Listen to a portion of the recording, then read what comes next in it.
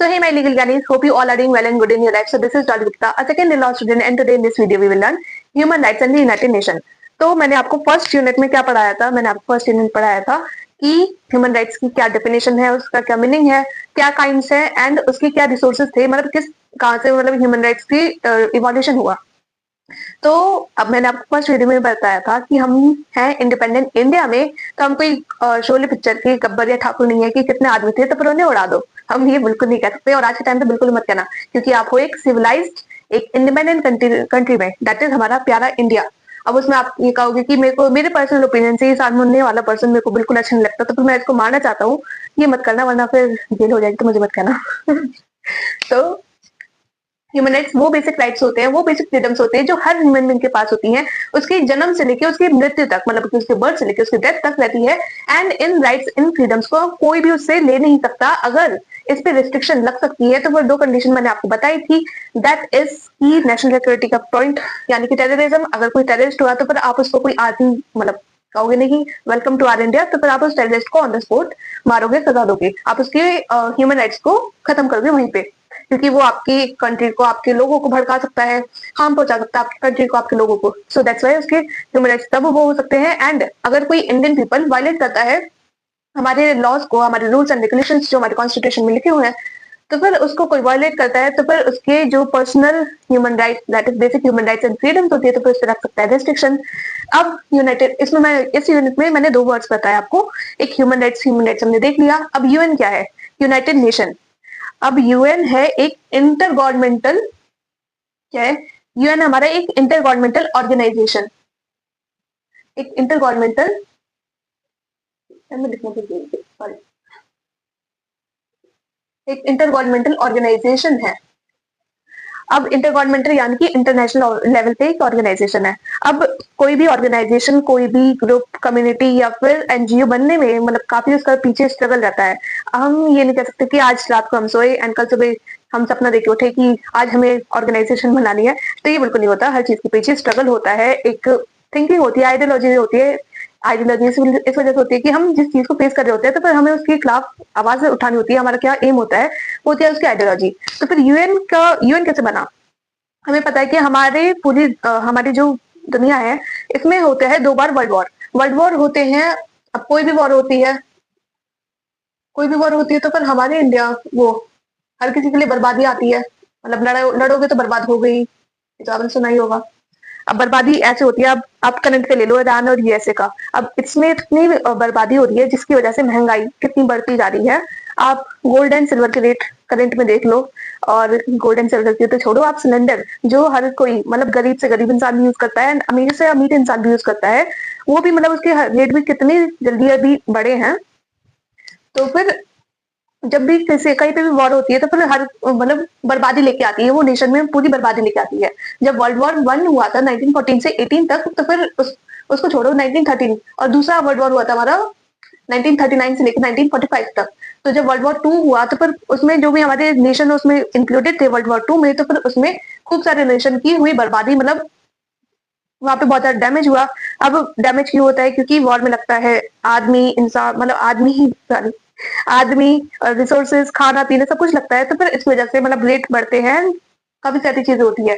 तो फिर जब वर्ल्ड वॉर टू मतलब 5 साल में खत्म हुआ, 5-6 साल में खत्म हुआ, तो फिर 51 कंट्रीज, 51 कंट्री एक साथ आती है सैन फ्रांसिस्को, एक कैलिफोर्निया की ये सिटी है, तो फिर यहाँ पे एक साथ इकट्ठी होती है और एक डॉक्यूमेंट पे साइन करती है। उस डॉक्यूमेंट का क्या नाम होता है? UN charter. Sign the charter, that is UN charter. And फिर ये बन जाती है 51 कंट्रीज को मिलाकर क्या बन जाता है? हमारा यूनाइटेड नेशन। अब हमने देख लिया कि यूनाइटेड नेशन क्या है एंड इसका एम क्या था, इसकी जो आइडियोलॉजी थी, इसका एम, मोटिव क्या था? इसका एम था कि पीस एंड सिक्योरिटी, पूरी दुनिया में शांति रहे, हर कोई सिक्योर रहे, कोई एक दूसरे से लड़े झगड़े ना, हर कोई कॉपरेट करे। मतलब हमें आगे बढ़ने के लिए किसी न किसी की हेल्प चाहिए होती है, लाइक किसी अब मैं कुछ भी कर रही हूँ, लाइक मैं भी अगर आगे बढ़ रही हूँ तो फिर आप मुझे अभी आपकी सपोर्ट की जरूरत है, क्योंकि अगर मैं लेक्चर बना रही हूँ तो फिर आप लोग मेरे को देख रहे हो, समझ रहे हो, पढ़ रहे हो, एंड मेरे को पता है कि काफी सारे लोग तभी ऐसे होंगे कि एग्जाम के एक दिन पहले लेक्चर खोलेंगे, तो कोई बात नहीं। कॉपरेशन में peace and security, cooperation, friendly relation, हर मतलब जितने भी नेशन से हमारी दुनिया के उस एकदम दोस्त बन के रहे, तो फिर ये इसका एम था, ये इसकी मोटिव आइडियोलॉजी थी। अब इसका जो प्रोविजन है यूएन चार्टर का, मतलब कि हमारे यूनाइटेड नेशन का क्या प्रोविजन, क्या एम है, वो कहाँ कहाँ पे मेंशन है, प्रियम्बल में मेंशन है, एंड मेनली 4 आर्टिकल्स, मतलब पूरा उसमें जो भी डॉक्यूमेंट था उसमें सारे एम्स, उसकी मोटिव, प्रोसीजर, इम्प्लीमेंटेशन, ये सब लिखा हुआ है। लेकिन इसमें हम 5 चीजें पढ़ेंगे, that is preamble and 4 articles, that is article number 1, 13, 55 and article number 68। तो प्रियम्बल क्या कहता है हमारे यूएन चार्टर का, ये कहता है कि हम जो है पीपल है यूनाइटेड नेशन के, जिनका फेथ किसमें है, जिसका विश्वास किसमें है, फंडामेंटल ह्यूमन राइट्स में है, dignity and worth of human person में है, and equal rights of men and women में है, without any discrimination of caste, community, religion, sex and language. So ये इसकी बात, ये प्रेमबल यूएन चार्टर का प्रेमबल ये इस चीज के बारे में बात करता है। अब इसमें प्रोविजंस के बारे में अगर हम 4 मेन आर्टिकल्स के बारे में बात करें, तो आर्टिकल नंबर 1 इसका पर्पस बताता है, यूएन का पर्पस बताता है कि इसको अचीव करना है इंटरनेशनल लेवल पे कॉपरेशन, ताकि जो इंटरनेशनल लेवल की जो प्रॉब्लम्स है, that is economic, social, culture या humanitarian, that is education, health में जो भी प्रॉब्लम्स आती है, इसको हम सारी कंट्रीज एक साथ बैठ के सॉल्व कर सके, कॉपरेट करें, ये इसका पर्पस है। आर्टिकल नंबर 13 में ये बात करती है प्रमोट करने की, कि हम इंटरनेशनल कॉपरेशन को हम प्रमोट करेंगे। इसमें पर्पस कहता है, इसमें ये कहता है कि हाँ जो यूएन है वो प्रमोट करेगा इंटरनेशनल कॉपरेशन को।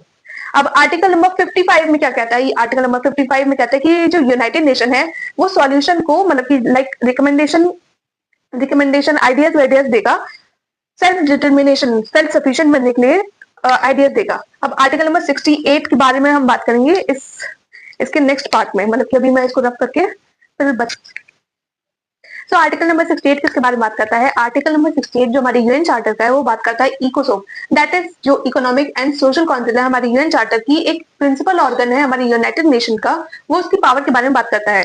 ये कहता है आर्टिकल नंबर 68 दैट इज इकोसोक के पास पावर है कि वो सेटअप कर सके कमीशन को इकोनॉमिक एंड सोशल फील्ड्स में, जिससे कि इसकी परफॉर्मेंस और अच्छी हो, मतलब कि जो भी इसका फंक्शन है इसकी परफॉर्मेंस और भी बेटर बने और बेस्ट तरीके से ये इकोनॉमिक एंड सोशल फील्ड्स में अपना वर्क कर सके इकोसॉक।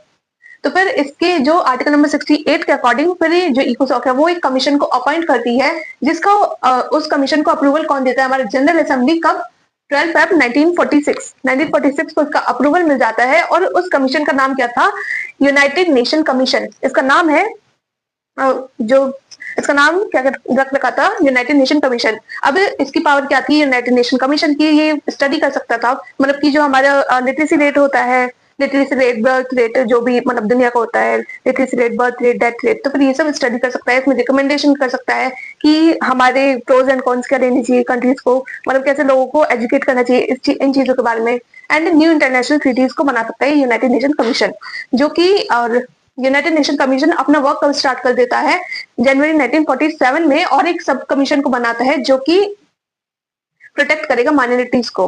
अब सेम सेशन में एक कमिटी भी बनाता है, यूनाइटेड नेशन कमीशन एक कमिटी बनाता है जो इसका नाम क्या होता है, ड्राफ्टिंग कमिटी। और ये क्या क्या ड्राफ्ट करती है, ये 2 चीज को ड्राफ्ट करती है, एक इंटरनेशनल बिल ऑफ राइट्स और एक यूडीएचआर, यानी कि United nation UDHR, universal declaration of human rights. तो इसकी बात करती है।